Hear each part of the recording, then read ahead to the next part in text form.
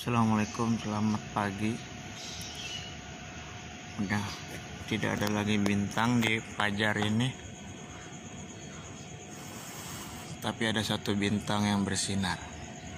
Mudah-mudahan pertanda yang diriwayatkan oleh Imam Hambal akan datang satu bintang yang bersinar di fajar,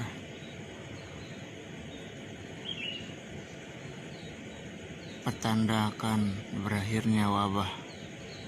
Mudah-mudahan kita berdoa saja kepada Allah, ini pertanda baik. Yang lain tidak ada bintang yang lain, cuma ini satu yang berpijar. Mudah-mudahan, amin.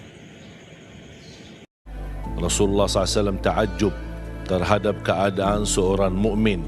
Semua apapun yang dihadapi itu baik baginya. In asabathu sarra'a syakar fakana khairan lah, wa in asabathu darra'a sabar fakana khairan lah, wa laysa dhalika illa lil mu'min.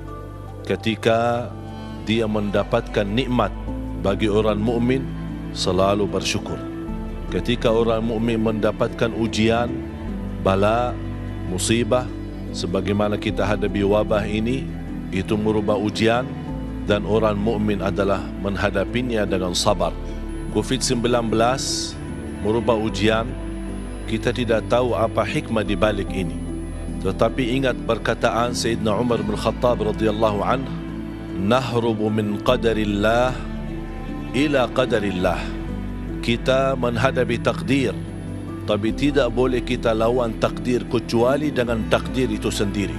Sebagaimana ketika terjadi ta'un, wabah ta'un di zaman Umar bin Khattab radhiyallahu an, dan beliau meminta dan memerintahkan orang yang ada di negeri Asyam tidak boleh keluar, yang ada di luar negeri Asyam tidak boleh masuk ke negeri Asyam. Kalau memang Allah takdirkan kita kena, pasti kita kena. Kita tidak bisa lari daripada takdir Allah Subhanahu wa taala.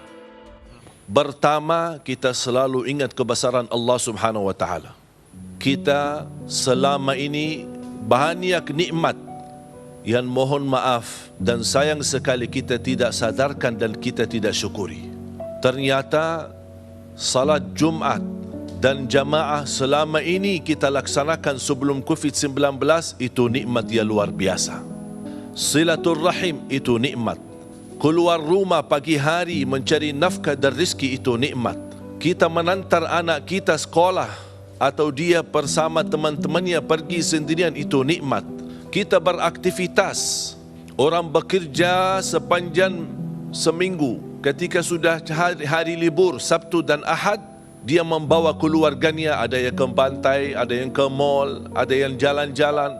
Ternyata itu juga nikmat. Pulang pergi dengan rasa nyaman, itu nikmat. Kita beraktivitas, apa yang kita suka makan di mana, pergi dengan rasa nyaman, tidak pernah ada rasa takut. Ternyata itu pun nikmat. Tapi ingat, nikmat itu tidak selalu kekal, bisa berubah. Dan ini buktinya.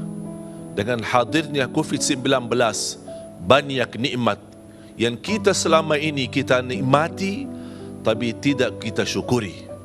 Kita merasa nyaman-nyaman saja, tetapi ternyata Allah rubahkan nikmat-nikmat yang selama ini kita nikmati tapi kita tidak syukuri.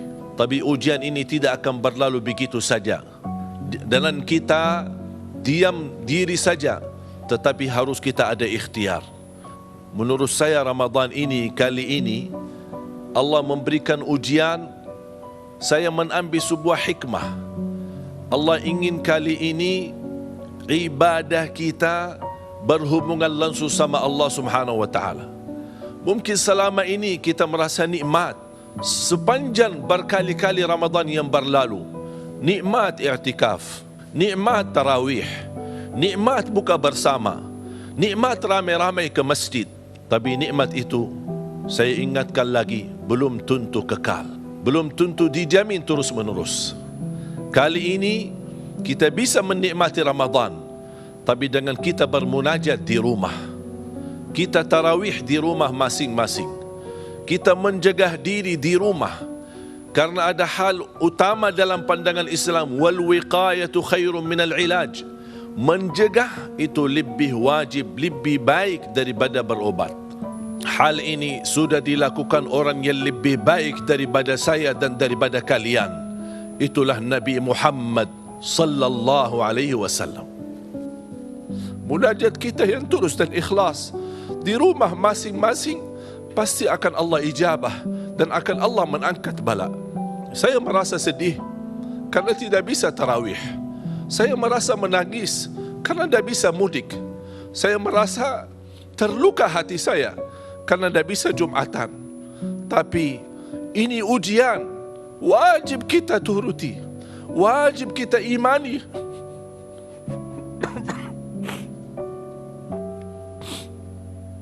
Wajib kita percaya takdir Allah, dan kita lawan takdir dan takdir. Jangan kita orang keras kepala. Kita harus bermunajat kepada Allah. Karena tidak ada bala yang Allah turunkan, pasti berlaku kita dan dosa-dosa kita.